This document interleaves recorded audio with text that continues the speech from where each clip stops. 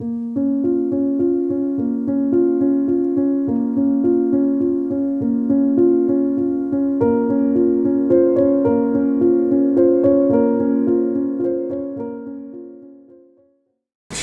것 같아. 어저께 그저께 저녁에는 춥더라고. 네, 맞습니다. 시작할까요? 네. 네. 오늘은 구약의 이제 에스더를 에스더는 이제 맨 앞에 우리가 1장 한번 1절만 읽어볼게요.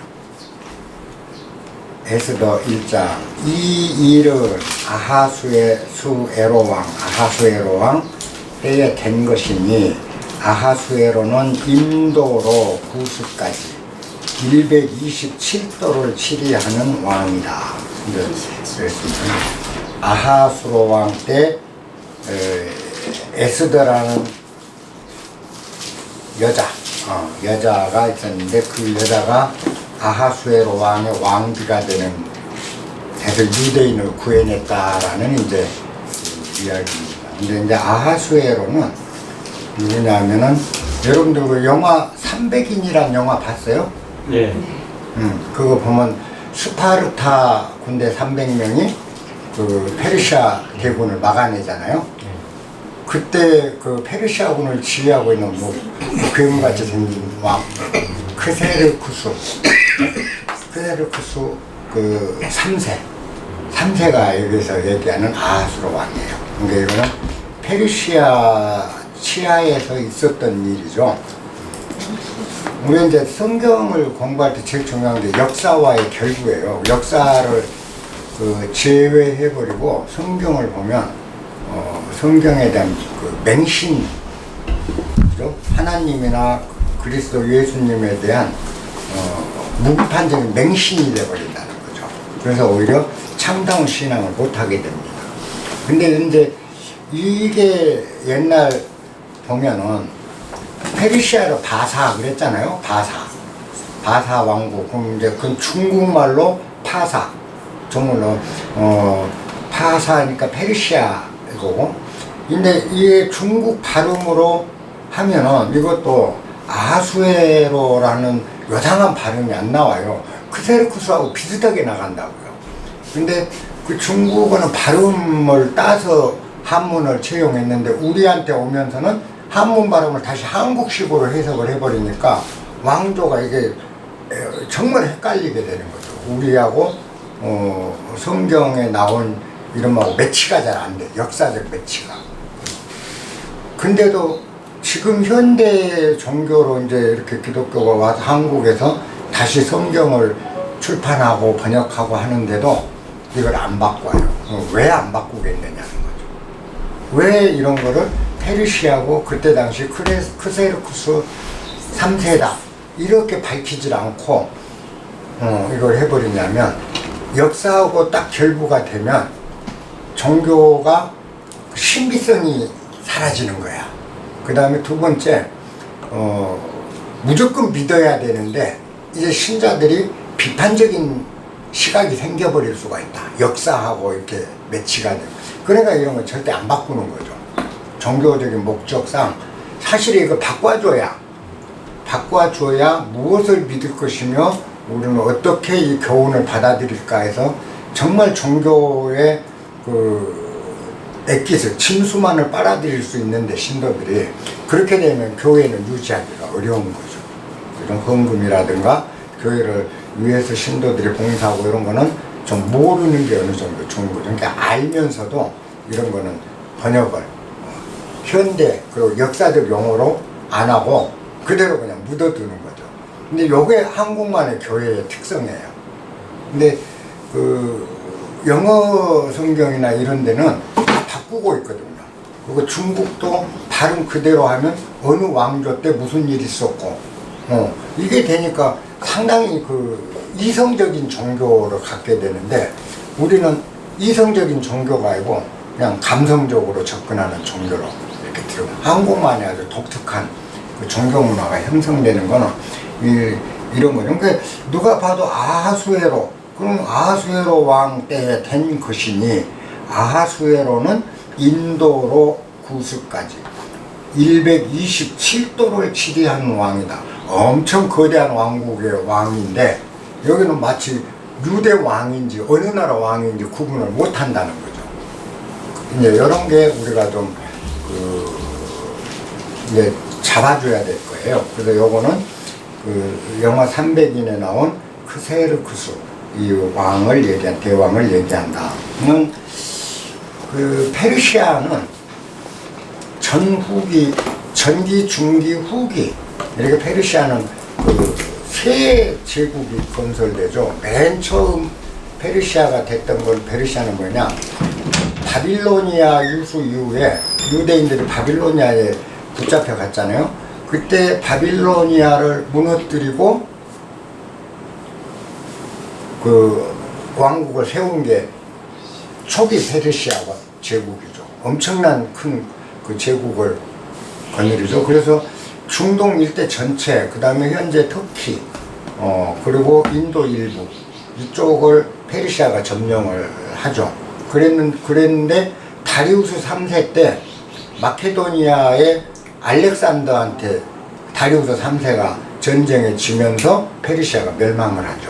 그래서 그 땅을 페르시아가 점령했던 땅을 마케도니아는 지금 그리스 쪽이니까 현재 그리스 일대 지중해를 전체를 포함하면서 이쪽 땅까지를 알렉산더가 지배하게 되니까 세계 최대의 제국이다. 그러니까 항상 역사는 서양, 유럽 기준으로 역사를 저니까 최대의 제국이 되는 거죠. 근데 그때 동양은 중국은 더 큰 나라였어요. 인구도 더 크고 마케도니아 알렉산더 대왕의 통치하고 있는 영토보다 중국 영토가 훨씬 컸어요. 그리고 인구도 훨씬 많았고. 근데 이제 동양사는 서양사에서 옛날에 제거가 된 거죠.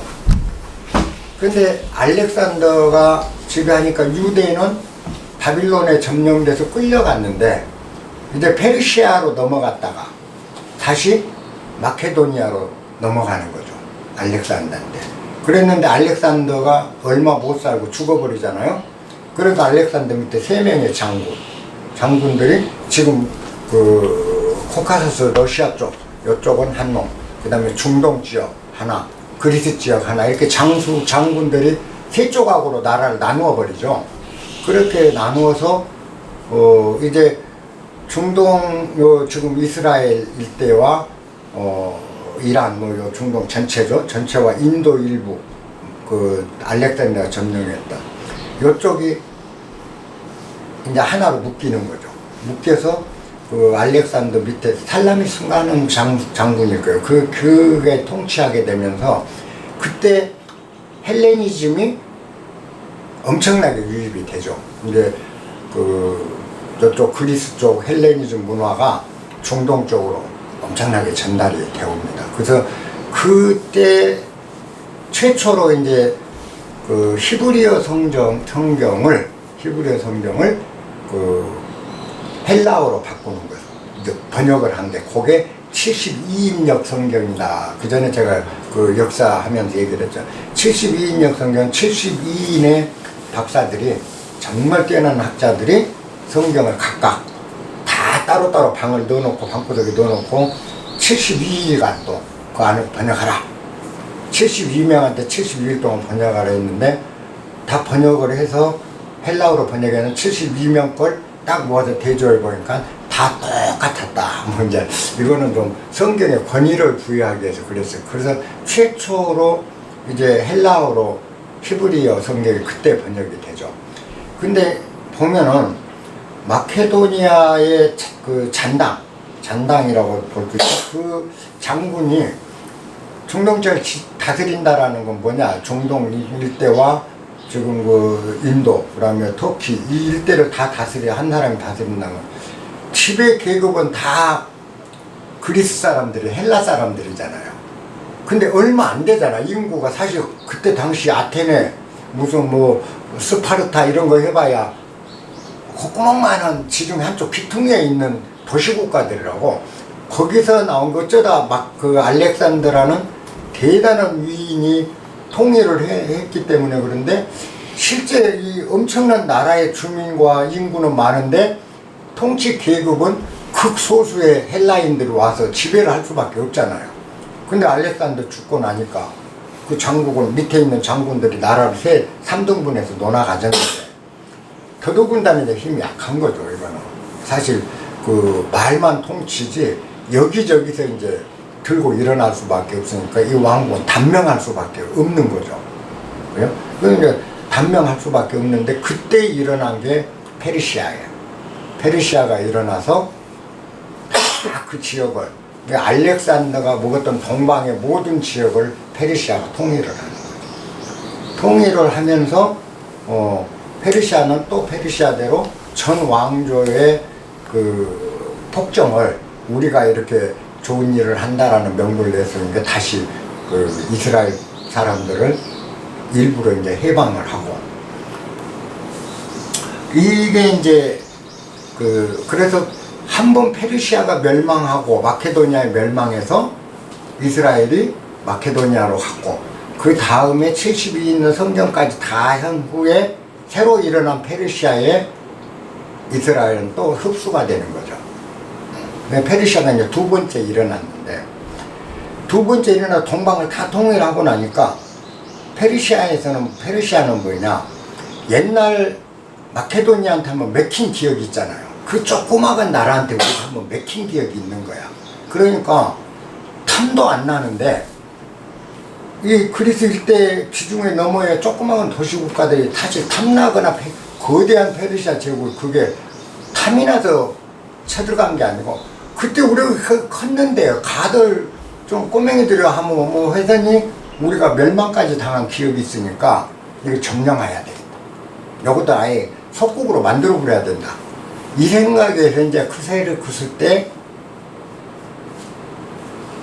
그 지중해로 건너서 이제 그 헬라를 공격하게 되는 거죠.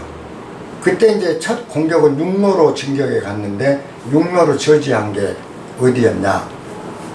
그 스파르타죠. 스파르타는 육군이 엄청 강하거든.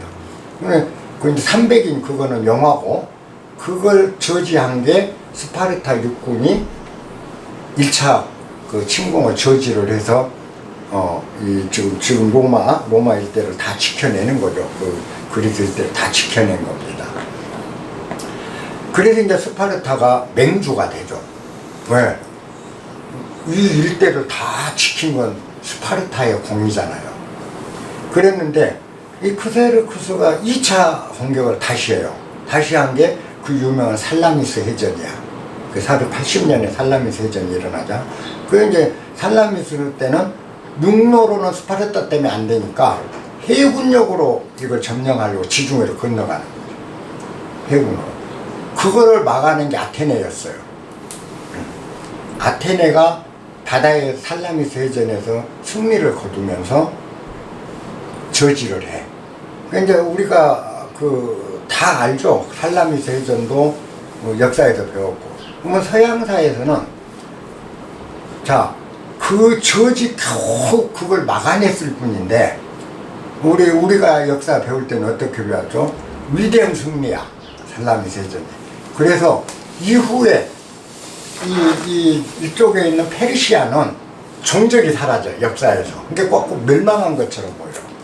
근데 페르시아는 거대한 제국이 그대로 유지되고 있었어요. 거기만 안 먹고 있는 거지. 근데 이제 두 번 정복에 실패하고 나니까 크세르쿠스 3세로서는 생각을 하게 되는 거죠. 생각해보면 그거 별로 탐도 안 나고 그거 점령해도 크게 우리한테 이익도 안 되는데 굳이 그걸 점령할 필요가 있나? 그래서 전쟁을 멈춰버리는 거죠. 그리고 동방 일대는 다 페르시아가 지배를 하는. 근데 서양사에서는 페르시아가 더 이상 이쪽으로 안 오니까 페르시아는 종적이 사라진 것처럼 마치 그 전쟁 후 페르시아 멸망된 것처럼 역사는 잘못 이렇게 각색이 되는 거죠. 그렇지만 사실 힘의 균형은 말도 못하게 그리스 쪽과 페르시아의 힘의 균형은 거의 99대 1 정도 이런 그 비중이에요. 그러니까 이 크세르쿠스가 참 영리했던 게 저것도 그대로 놔둬 불자. 일체 우리가 침공을 하면 단합을 하는데 안 하고 두면 이제 맹주짜리를 놓고 싸울 것이다. 왜냐? 스파르타가 육로를 진격해서 맹주가 됐는데 이번에는 해전에서 아테네가 이기니까 아테네가 맹주를 하려고 그런단 말이죠. 그래 동맹이 갈라지는 거야. 스파르타 편하고 아테네 편하고. 그러면 크세르크스는 얘들이 두 국가가 서로 패권을 다툴수록 크세르크스 쪽은 유리한 거죠. 그러면 방치 상태야. 그래도 일체 침공을 안 하는데 서양사에서는 하도 혼이 나서 안 노는 걸로 기록이 되고 있다고요. 우리 역사에 그렇게 배웠고. 그러면 이제 이런 상태에서 스파르타하고 아테네하고 패권 전쟁을 하죠. 그러면서 이제 뭐냐? 힘 있는 크세르크스가 페르시아가 어느 쪽 편을 드느냐에 따라서 그리스 패권이 다 어느 쪽으로 넘어가냐 하니까 양쪽이 치열하게 외교 전쟁을 해요. 내막에서는. 그러니까 우리가 보면 서양사가 아니라 페르시아사를 다시 공부를 해보면 제가 그전에 이제 그 중동 리비아에 근무할 일이 있어서 그쪽 중동 전체 역사를 한 3년 공부를 죽으라고 파본 적이 있어. 그래서 이제 이 과정을 하는 거예요. 그래서 페르시아사를 보면 크세르크스는 저쪽에서 우리 편 들어주세요, 이쪽에서 우리 편 들어주세요 할 때 계속 조건을 걸어오고 공물을 받고 뇌물을 받으면서도 개입을 안 하는 거예요. 절대 안 해요. 그러니까 결국 나중에는 그 유명한 폰네소스 전쟁, 여러분 다 기억나죠? 학교도 배운 기억이 있어요. 폰네소스 전쟁이 일어나는 거죠. 아테네 동맹하고 이쪽 그 스파르타 동맹 간에 그 유명한 폰네소스 전쟁. 거기서 스파르타가 패해요. 패. 그때도 이 아테네에서 페르시아한테 원군을 요청하는데도 안 보내는 거야. 그럴 필요 없다. 그래서 이제 거기에 아테네가 이기고 나니까 이쪽은 이제 쪼그라드니까 페르시아가 뭐냐, 은근히 진 쪽을 조금씩 도와주는 거예요. 다시 이쪽으로 힘을 갖게 하려고. 그러니까 아테네에서 이거 안 되겠다. 그러니까 바로 그 페르시아하고 협상을 해요.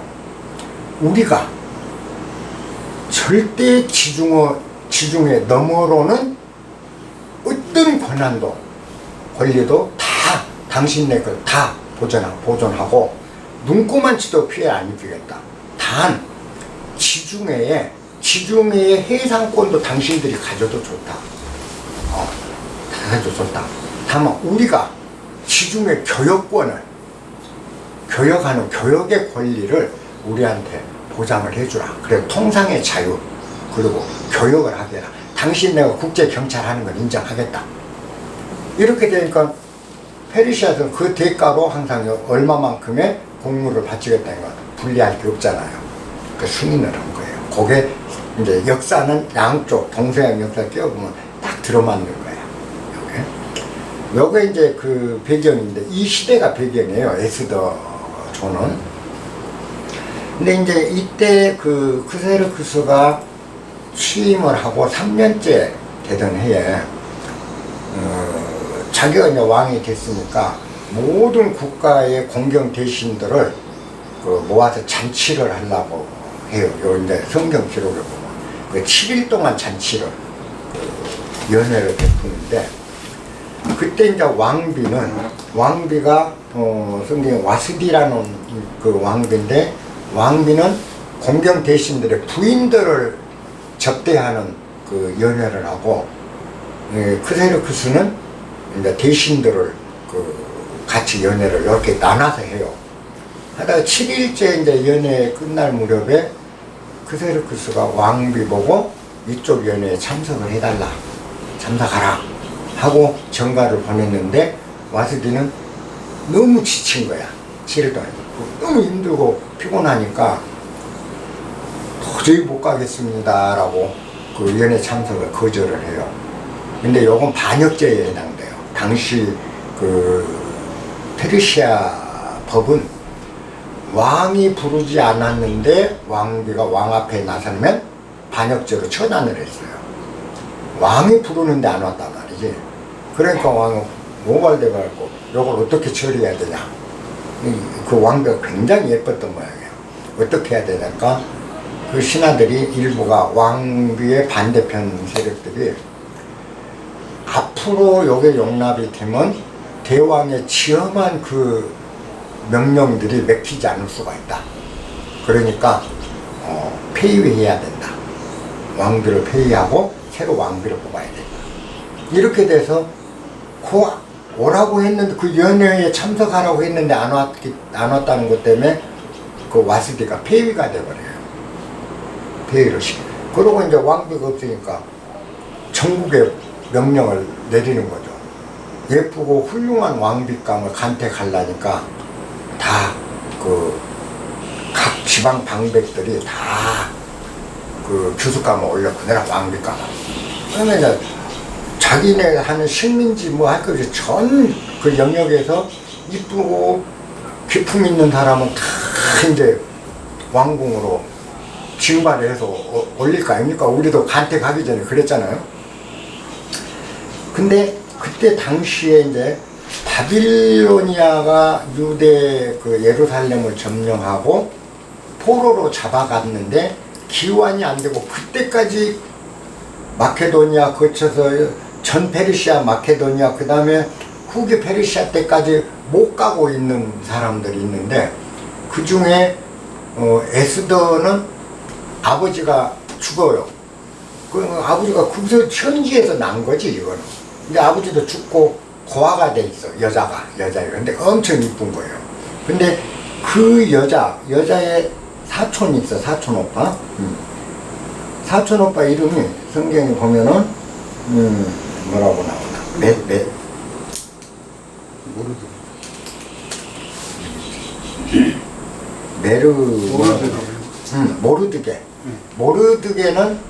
모르드게 삼촌이 에스더 아버지예요. 그러니까 사촌가 아니야.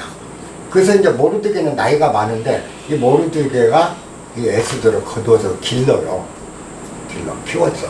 근데 엄청 예쁜 거야. 그러니까 절대 너 유대인이라고 하지 마라.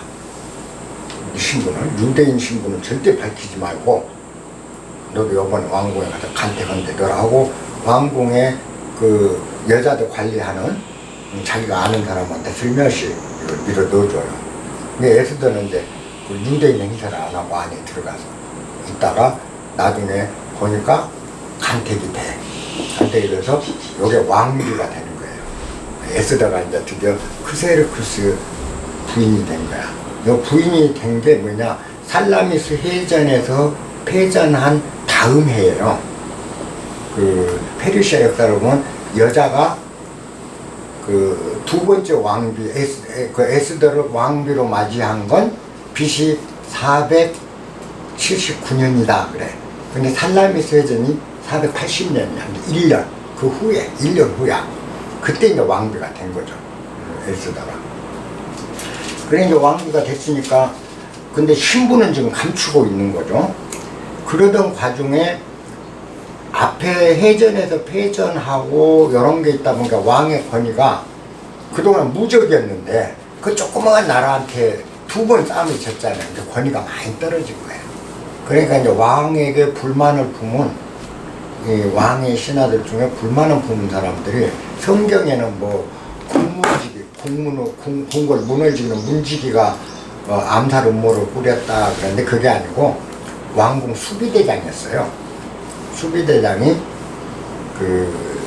몇몇 작당을 해가지고 왕을 암살하려고 다 본 준비를 하는데 아까 그 에스더의 사촌인 모르드게가 우연히 그걸 탐지를 해요. 탐지를 해서 에스더한테 알려준 거야. 그러니까 에스더가 모르드게하고 자기하고 그 모르드게는 유대인 다 아는데 이걸 밝힐 수가 없잖아요.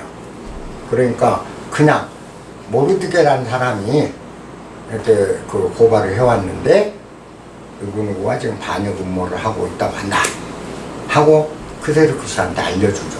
이게 크세르쿠스가 바로 진압을 해요. 그래갖고 목숨을 건졌는데 이제 크세르크스로서는 지나가는 말로 뭐 모르드게란 사람이 고발했는데 하니까 요놈 사태 수습하고 다 처단하느라고 모르드게에 대한 거의 까맣게 잊어본 거야. 고발자를 까맣게 잊어버렸어. 그리고 이제 전체 수습을 하고 대대적인 그 개혁을 합니다. 뭐 숙청 작업을 하면서 새로운 정권 핵심을 이제 역적들은 다 빼고 제대로 해놓는데 이렇게 다시 전국을 수습하는 과정에 하만이라는 사람을 제상으로 뽑아 올려요. 모든 대신들의 최 높은 자리에 하만을 딱 임명을 합니다. 그 하만 임명하니까 모든 대신들을 누르고 하만에게 무릎을 꿇고 경배를 하고 절을 해요. 국문을 이렇게 하만이 나오는데 다 거기에 있던 공경 대신들이 무릎을 꿇고 경배를 하는데 저쪽에 한 놈이 무릎 안 꿇어. 근데 여기 성경에는 안 나오는데 모르드게는 아까 궁중 수비대원이야. 수비대의 한 중간 간부쯤 됐던 것 같아요. 그러니까 이게 무릎을 안 꿇는 거야 이게. 그러니까 저 새끼 왜 무릎 안 꿇어? 그러니까 이제 모르드게가 야, 너 그 무릎 안 꿇은 게 저 사람 성질나고 너 지금 노리고 있더라. 노리고 있더라. 이제 이렇게 알려줄 거 아니에요? 근데 모르드게는 뭐냐? 나는 하나님 앞에 하나님 외에는 무릎 꿇을 수 없다. 나는 유대인이다. 그러니까 나 못 꿇는다.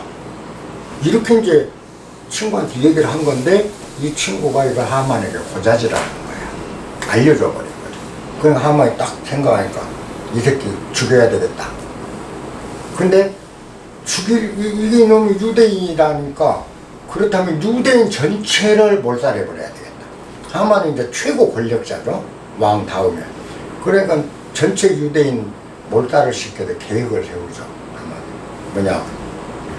크세르크스한테 가갖고 왕법이 이 거대한 제국인데 왕법의 지엄함이 모든 민족들에게 다 곳곳에 미쳐야 되는데 왕의 법보다 자기네 민족법을 앞세워서 왕법을 어기기 일수인 족속들이 있으니 이 족속을 놔두면 이익이 되겠습니까? 손해가 되겠습니까? 이렇게 얘기를 하니까 아니 왕명보다 더 높은 자기네 법을 고집은 족속들이 있다고 다 죽여. 하나도 남겨 죽여. 근데 그럴 거예요. 명령을 내린 거예요. 근데 하만은 자기 복수를 개인적인 복수를 다 하죠. 요게 지금 성경적 이야기예요. 그래가지고 왕이 조서를 탁 내려주니까 이 조서를 각 민족들이 쓰는 언어로 다 번역을 해갖고 지방으로 다 보내는 거야. 어느 지역에든 이 자기들 다스리는 방백들한테 니들이 다른 지역에 유대 족속이 있으면 다 죽여라. 다 죽여라. 하고 조서가 내려가 버린 거예요. 그러니까 모르드게가 자기 민족이 다 죽게 생긴 거죠. 그러니까 이제 에스더한테 매달려요. 자기 그 사촌 여동생이 왕되니까 매달려서 그걸 좀 네가 힘을 쓰라. 안 죽게. 근데 에스더로서는 그때 왕비가 됐는데 그 모르드게 했을 때 성경에 보면 에스더가 뭐라고 모르드게한테 대답을 하냐면 왕이 나를 부른 지가 30일이 넘었다.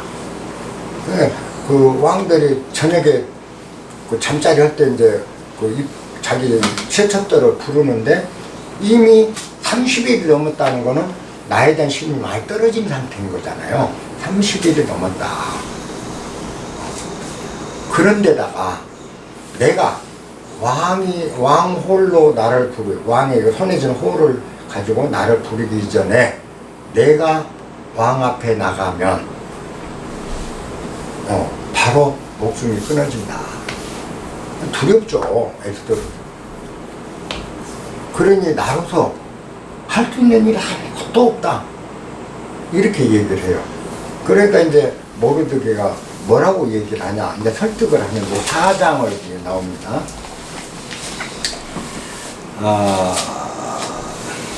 4장 13절, 14절 한번 읽어볼게요.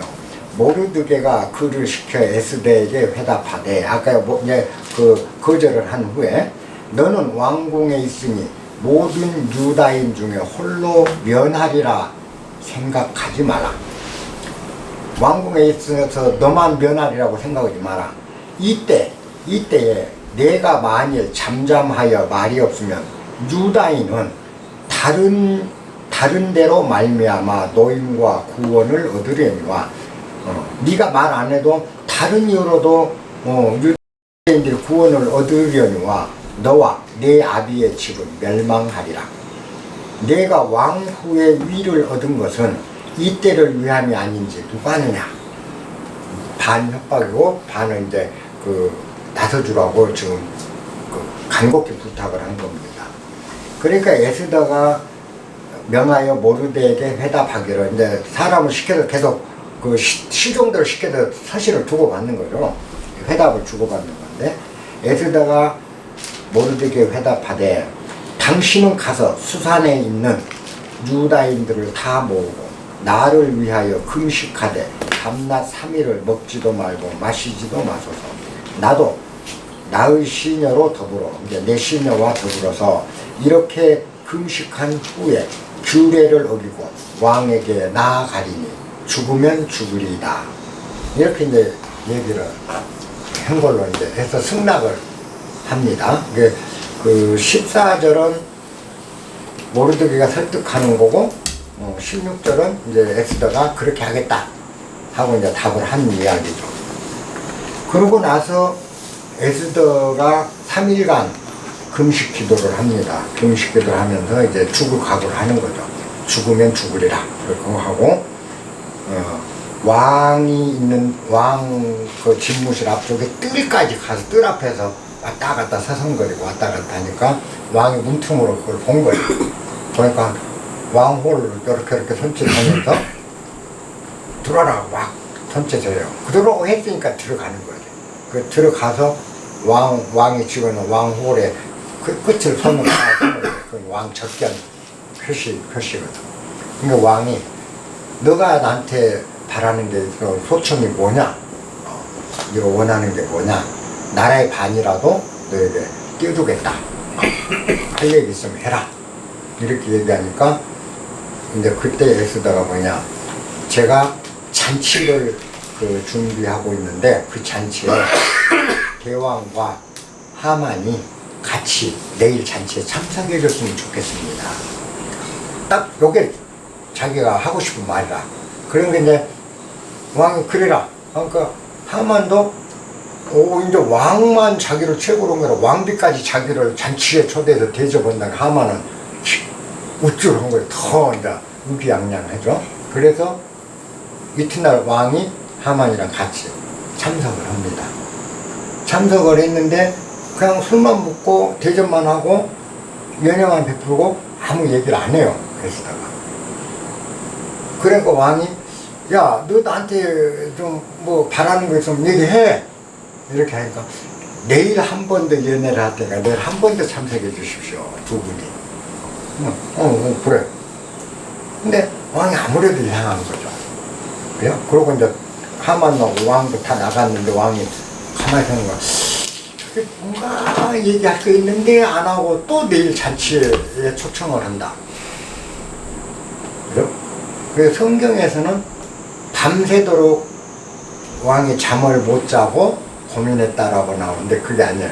이게 시종을 시켜서 탐지를 해보는 거야. 에스더한테. 에스더가 전에 대왕을 암살하려고 했던 그 사건을 한번 재조사해 보십시오. 그러니까 왕이 뭔가 있나? 해서 그 사건 자체를 다 그때 있었던 궁중 기록을 가져오라 해갖고 쭉 검토를 하니까 모르드게 이름이 딱 나온 거야. 재고다가. 그러고 이렇게 해서 자기가 먹은 거니까. 가만히 생각해. 이 모르드게라는 사람한테 이 상을 내린 적이 없는 거야. 그러니까 왕비한테 와갖고 요 상이 모르드게가 그때 너한테 알려줬던 사람 이게 이 사람 맞지? 이제 이게 되니까 왕비가 제 사촌 오빠입니다. 그럼 왕이 아니 자기가 사랑하는 왕비의 사촌 오빠인데 그 사람이 자기 목숨 자기까지 제가 상 한 번 내린 적 없다 이 말이야. 얼마나 미안해. 그러니까 이튿날 잔치 때 하만이랑 다 모였는데 하만한테 물어보는 거예요.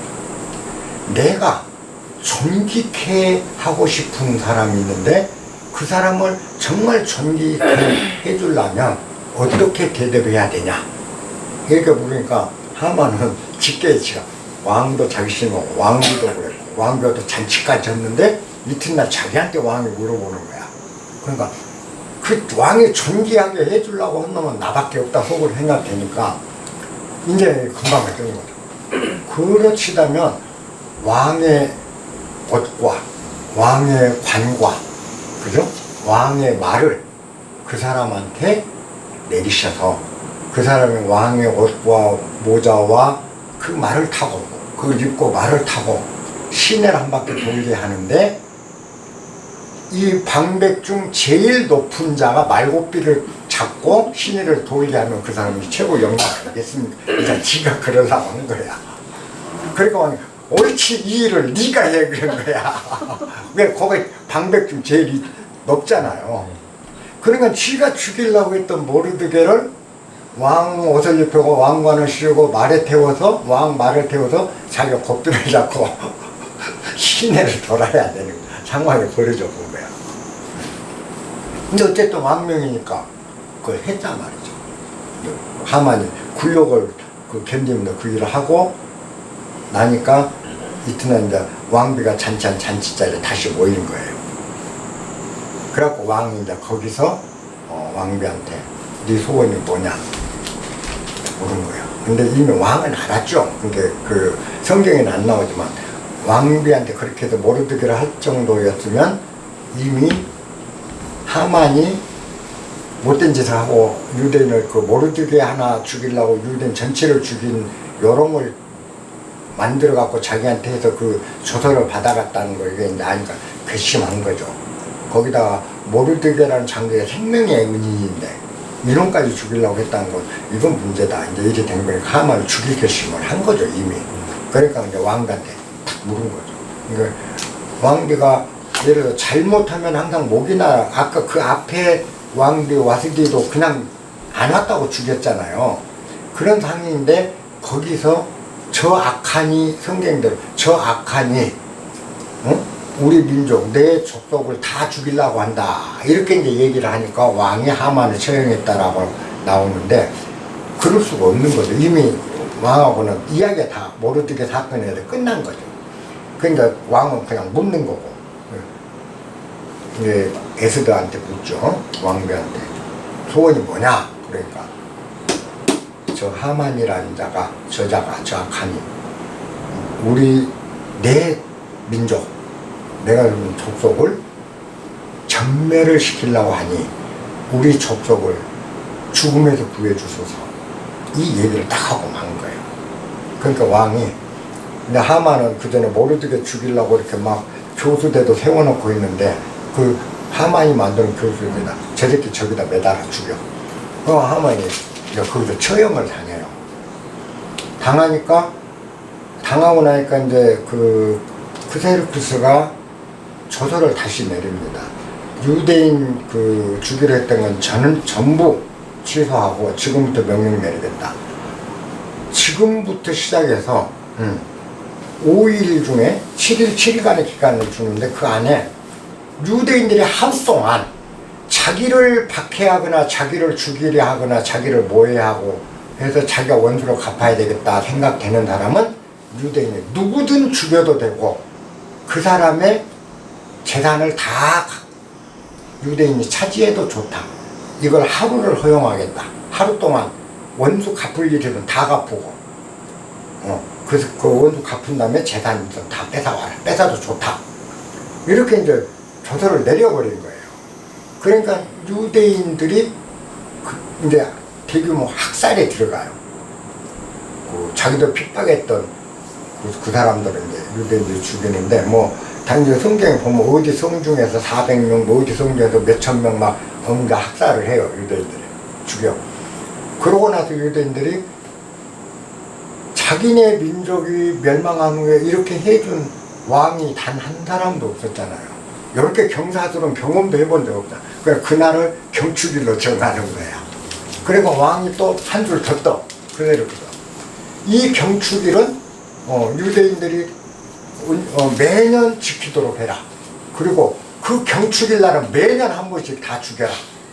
원수로. 그 유대인 건드리면 다 죽는 거야. 1년마다 한 번씩. 이렇게 하니까 그러고 모르드게를 제상으로 임명을 해요. 유대인은 제상이래. 그러니까 유대인 입장에서 보면 자기들을 그렇게 억압했던 바빌로니아, 마케도니아, 전 페르시아 다 있는데 이번에 여기서도 자기들 박혀있는데 이제 지금 현재 페르시아는 왕비도 자기네 족속, 제상도 자기네 족속, 그 다음에 1년에 한 번씩 복수할 날을 주어. 이렇게 좋은 세상은 뭐 맞이해본 적이 없어. 그러니까 완벽하게 페르시아 편인데요. 그리고 페르시아는 자기네 옛날 그 다윗이 세웠던 나라보다 훨씬 자기들을 영광스럽게 한 나라가 돼버리는 거예요. 그러다 보니까 전 페르시아 지배하에 있는 이민족들이 엄청 인도까지 광대한 지역이니까 많고 신앙도 가지각생인데 다른 신앙은 거부하면서 페르시아가 믿고 있는 조로아스터 교는 유대인들로서는 이후 사촌인 거야. 그래서 조로아스터 교의 교리를 비판 없이 유대교에서 받아들이게 됩니다. 그게 사탄의 개념이 그때 처음 나와요. 그래서 에스더까지 올 때 여러분들이 단 한 번도 사탄 얘기가 나온 적 없잖아요. 에스더 다음 장이 욥기입니다. 욥기 첫 대가리가 사탄이 욥을 유혹한다. 이걸로 시작돼요. 그 뭐냐? 크세르크스가 그 미친 짓거리 한 게 유대인들은 이제 페르시아의 조로아스터교를 유대교로 받아들이는 거죠. 그래서 에스더 이후에 바로 욥이 처음으로 사탄이 등장해요. 사탄이 욥을 유혹했다. 첫 대가리에서 그게 나와요. 그래서 제가 그 전에 성경 하기 전에 사탄이라는 것은 원래 유대교나 기독교에는 사탄의 존재가 없었다. 이 사탄의 존재는 조로아스터교에 있었다. 그리고 이 조로아스터교가 아까 페르시아가 인도 일부를 점령했다고 했잖아요. 그 조로아스터교 유물이 그 문화가 종교 문화가 인도로부터 된 게 자이나교예요. 인도. 그리고 거기에 들어오면서 인도의 베다 사상에 이제 또 하나가 추가가 돼요. 추가가 돼서 초기 인도의 베다 철학이 후기에 와서 다시 이제 페르시아 문화가 조라트교에 들어오면 힌두 사상에 들어오면서 베다가 마무리를 져서 이제 그 베다 사상이 완성이 돼. 그래서 베단타 철학이 이제 형성이 되는 거예요. 그 유명한 인도의 베단타 철학이 그렇게 해서 완성이 돼요. 베단타라는 거는 베다 철학의 맨 끄트머리 최종 결론이다라는 게 베단타거든요. 그러니까 베다 철학을 완성시켜 놨다 이제는. 근데 그게 바로 이 조로아스터의 영향이 또 들어와서 물을 좀 들인 걸로 베단타 철학이 하나 형성이 된다. 우리가 그렇게 보시면 돼요. 역사를. 어쨌거나 이제 이렇게 그 에스더는 요게 이제 다 전체 내용입니다. 뭐 이제 우리가 자 에스더는 유대인 포로로 잡혀갔던 여자가 어찌저찌해서 왕비가 돼갖고 하다가 우연히 자기 사촌 오빠가 왕 모해 사건을 적발해서 자기한테 알려준 것에 왕이 산 거. 그래갖고 나중에 유대인들이 죽어갈 거를 살려냈다. 유대인들의 영광, 유대인들의 구원자. 이걸로 이제 에스더가 지금 되는 거죠. 근데 우리는 이게 우리가 인문학적으로 공부할 때 이게 우리하고 신앙이라고 그렇기 때문에 유대인은 하나님의 자손이고 유대인이야말로 하나님의 거룩한 그걸 받은 사람이고, 에스더 같은 사람도 하나님의 역사하심으로 인해서 이렇게 유대인을 구해내고 위대한 일을 할 수 있던 건 다 여호와의 그 작용이다. 여호와의 역사다. 뭐 이건 신앙적으로 에스더는 아무 문제가 없겠죠. 근데 우리가 인문학적으로 에스더를 그 정도로 해갖고 우리가 그 에스더에서 우리가 얻을 게 무엇이 있는가예요. 그저는 그거 안다고 해도. 근데 에스더에서 얻을 수 있는 교훈은 제가 생각할 때 요거는 제 견해입니다. 두 가지 것이다. 두 가지 것이다. 하나가 용기. 진정한 용기란 무엇인가? 용기의 의미. 그래? 우리가 알고 있는 용기. 또 하나는 지금 내가 있는 이 자리의 의미가 무엇인가? 요거를 우리로 하여금 한 번쯤 생각해보라 하는 교훈이 이 속에 있는 걸로 저는 이 구절을 한번 보면서 그걸 느끼거든요. 자, 우리가 한번 용기라는 걸 한번 생각해보세요. 여러분들은 용기가 무엇이라고 생각하는데, 용기라는 거 한번 정의를 누가 좀 한번 각 돌아간다고 의견을 봐. 용기라는 게 뭐예요? 용기.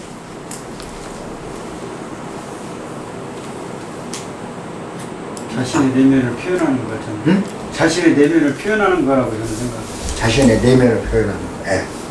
또 용기.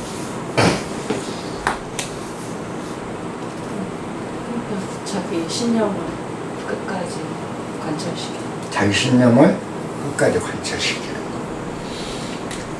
대부분 그 용기 하면은 여러 가지로 이제 얘기를 하겠죠. 근데 우리가 일반적인 보통 사람들이 생각하는 용기라는 거는 뭘까?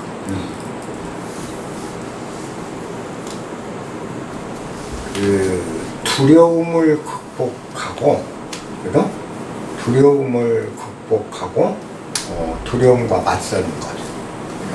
두려움을 극복하고 두려움에 맞서는 힘. 또는 두려움 없이 과감하게 두려움 없이 강대한 적에게 대항하는 것. 보통 우리 그러면 용기 이렇게 얘기하잖아요. 용기를 정의하라고 한다고 보면 아마 그 정도로 정리될 것 같아요. 제가 보면 우리가 일반적으로 생각할 때 용기라는 게 두려움을 극복하고 두려움을 이겨내는 힘, 그 다음에 두려움 없이 강한 적에게 대항할 수 있는 힘, 대항하는 힘, 이런 걸 우리는 용기다 보통 이렇게 되죠. 근데 용기라는 게 만약 그런 두려움을 극복하고 두려움 없이 대시할 수 있는 요게 용기다라면 조금 문제가 저는 있는 것 같아요. 그게 뭐냐? 만약 그렇다면 역사상 힘있고 무대포로 걸어놓으면 다 용감한 자가 돼버리잖아요. 그잖아요. 그건 다 용감한 자라는 거죠. 우리가 그런 개념에서 그 용기를 평가를 한다면, 근데 용기에 대해서 그 우리가 제일 한 게 동양에서는 공자님이 논어에서 용기에 대해서 얘기를 하죠. 자로가 공자한테 뭐라고 묻냐? 선생님께서 삼군을 거느리고 전쟁터에 가신다면 누구랑 갈랍니까? 자로한테 묻거든요. 자로는 검술의 달인이었어요. 당시 최고의 검술을 다 했어요. 뛰어난 그거예요. 그리고 삼군의 사령관을 능히할 수 있는 지략도 있는 게 자로였어요. 그러니까 항상 공부는 자공이나, 그죠? 자장 이런 사람한테 자기가 떨어지지만 무례, 무역, 그 다음에 영감, 감투성, 또 힘쓰는 거 이런 거는 누구한테 지지 않아. 그러니까 공자가 맨날 자기 빈충을 많이 주니까, 선생님이 삼군을 거느리고 전쟁터 간다면 누구랑 가실래요? 나도 좀 이제 인정받고 싶은 거죠. 그러니까 공자가 뭐라고 그러냐? 맨손으로 포코, 썩난 호랑이를 때려잡으려고 하는 놈. 그 다음에 맨발로 병류가 흐르고 있는 강을 맨발로 건너려 하는 자하고는 나는 같이 하지 않는다. 같이 하지 않겠다. 그려버리거든. 아까 그게 감투잖아요. 호랭이, 성난 호랭이를 맨손으로 때려는 그런 영감. 또 성난 강물이 도저히 흐르는 대로 맨몸으로 건너려고 하는 그 감투정, 이런 거 우리 영감이라는 공자는 뭐라고 그래. 그런 놈하고는 나는 같이 안 한다. 근데 영감에 대해서, 용기에 대해서 우리가 그 공자가 하는 동양에서 얘기하죠.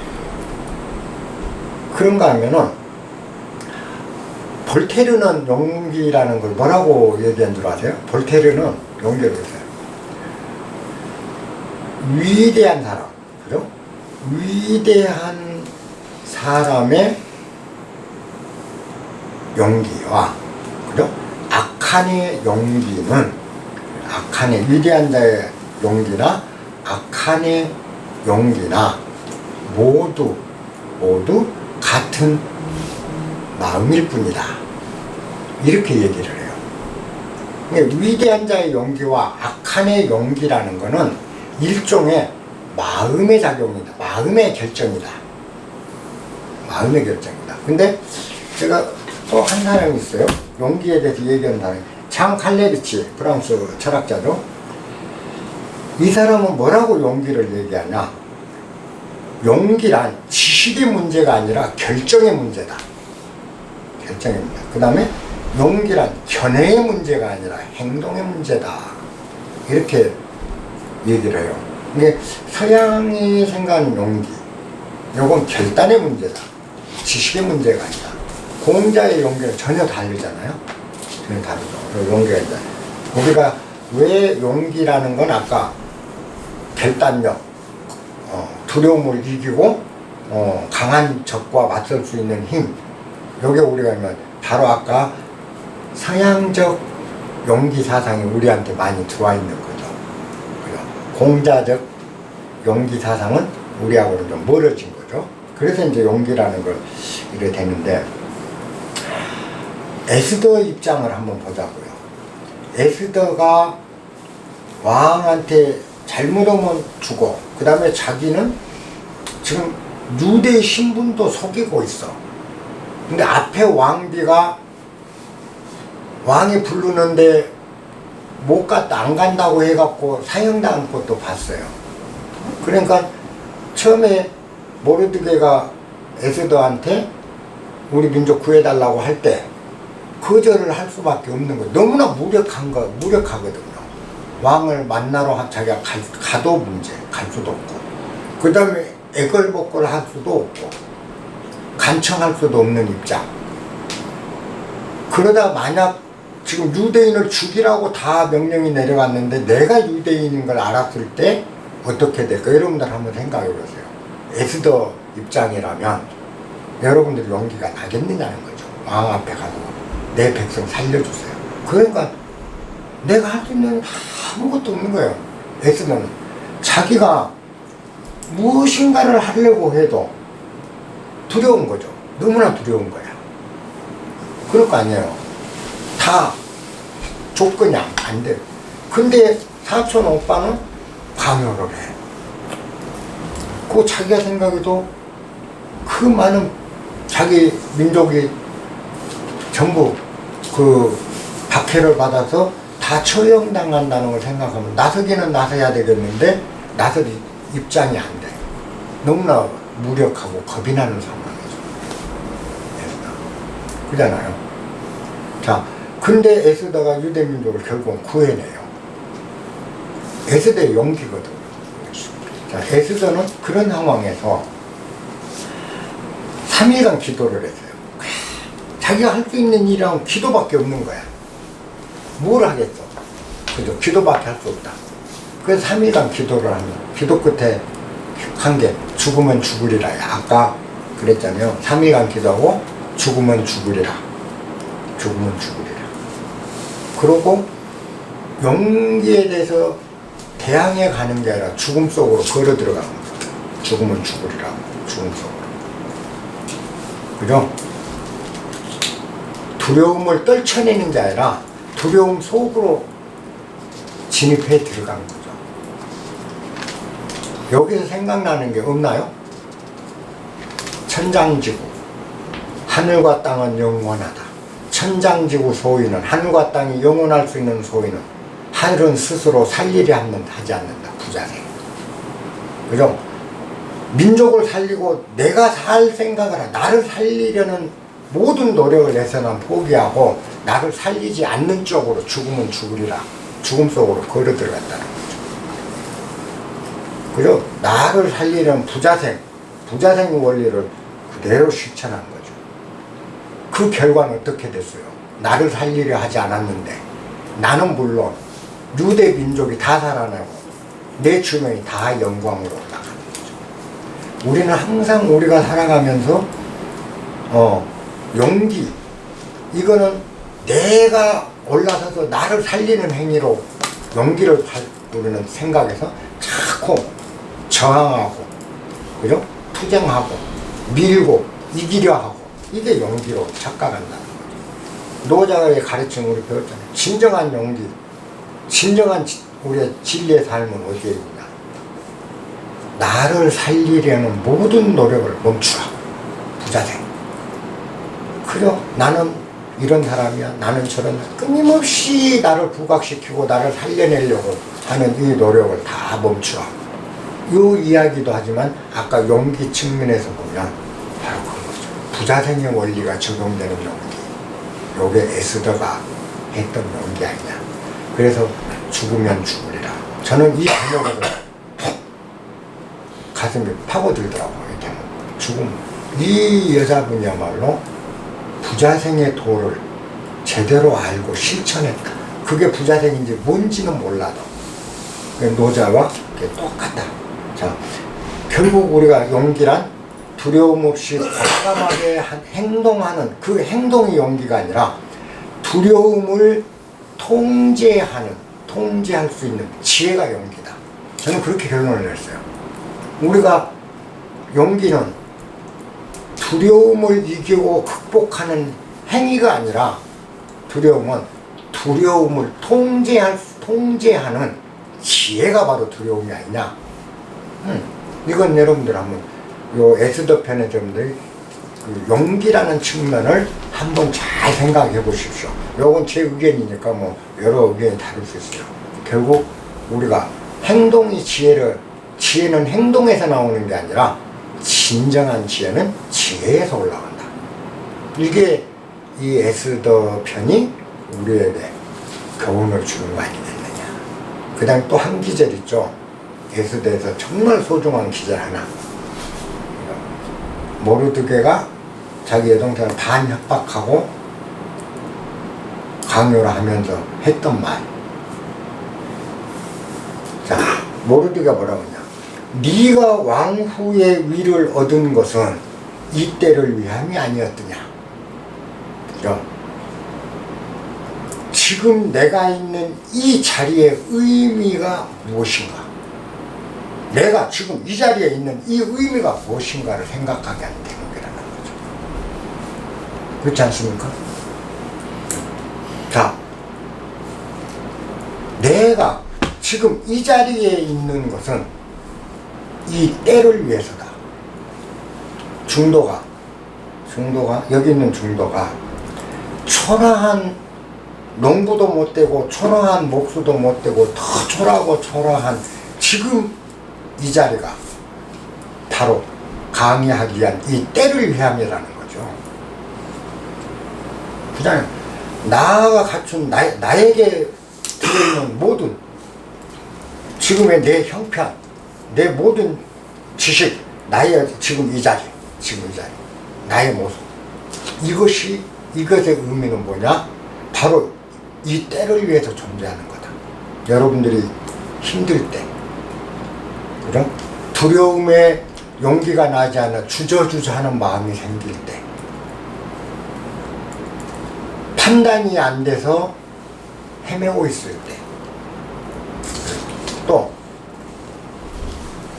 여러 가지 염려스러운 일로 치고 나가야 되는데 치고 나가는 힘이 떨어질 때 여러분들이 생각해야 될 것. 그게 바로 이 자리의 의미라는 겁니다.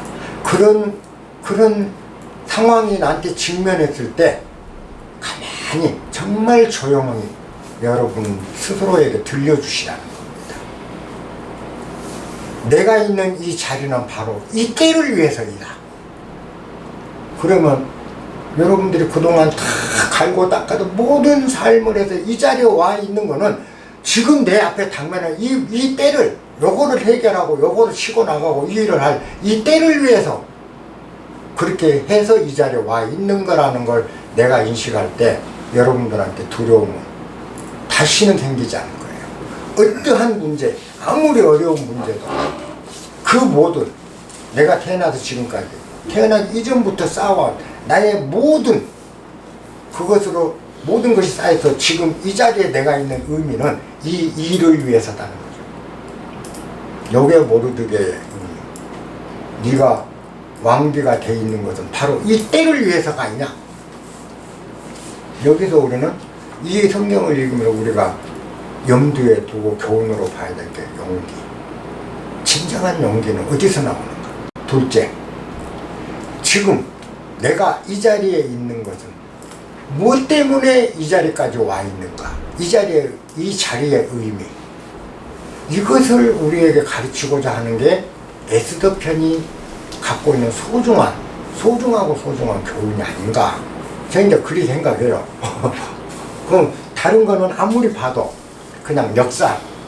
그리고 어떤 여자가 운 좋게 왕비가 됐고, 그러다가 공을 세우고, 그래서 자기 민족도 살리고. 이 속에서 내가 내 삶에 에스더를 통해서 살이 되고 약이 될 수 있는 그런 교훈은 어딜까 하고 찾아보니까 요 딱 두 구절 마음에 와 있고 나머지는 별로 지금 안 온다. 근데 이 경전이라는 거 이거 외에도 많을 거예요. 항상 우리가 경전을 읽을 때 한 편을 읽고 나면 도대체 뭐야? 아니라 이런 그 일상적인 이야기 또 역사적인 이야기인데 이걸 왜 썼을까? 이걸 통해서 나는 무엇을 얻는 것일까? 그리고 경전이라는 건 우리의 삶을 살치게 하고 우리 삶을 아름답게 하고 더 고통을 해결해주는 진리의 말씀들이 들어있는 게 경전인데 나는 여기서 무엇을 깨닫고 있고 무엇을 얻어갈까?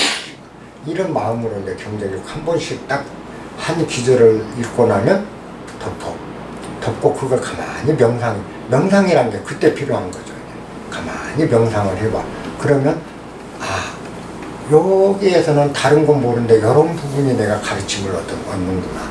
그러고 나서 이제 지나고 나중에 또 보면 또 다른 가르침이 나와요.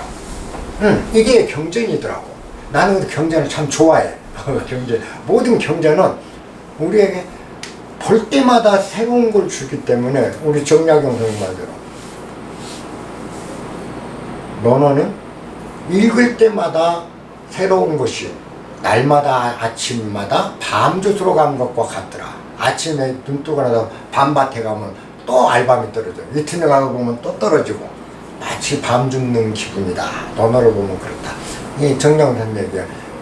저도 항상 그런 가슴에 와닿는 게 볼 때마다 달라요. 이번에는 제가 에스라에서 이 두 가지를 좀 느꼈는데 아마 다음에 읽으면 또 다른 게 보일 거예요. 그게 경전이다. 우리가 경전을 공부하는 건 정말 많은 것들을 배울 수 있다. 그렇게 보시면 되겠네요. 요게 에스더 다예요. 그리고 다음에 이제 욥기인데 욥기도 여러분들 한번 좀 보시고 온 것도 좋고요. 안 보셔도 관계없고. 근데 이 욥기도 맨 첫 때가 사단이 욥을 시험하다로 시작하잖아요. 이제 처음으로 우리가 그 구약 신약을 통틀어서 없던 사단이 이제 에스더가 그렇게 해서 조로아스터가 딱 들어온 순간 다음 장부터 사탄 얘기가 나오잖아요. 이게 성경입니다. 이제 여러분들 성경에 너무 이게 팬덤 현상을 일으켜서 그냥 1.1획도 틀리지 않고 이렇게 매몰되기보다는 약간은 띄워놓고 그거를 신학과 인문학을 서로 넘나들면서 성경을 보면 참 좋겠다. 오늘 좀 짤막하네. 요 정도. 감사합니다.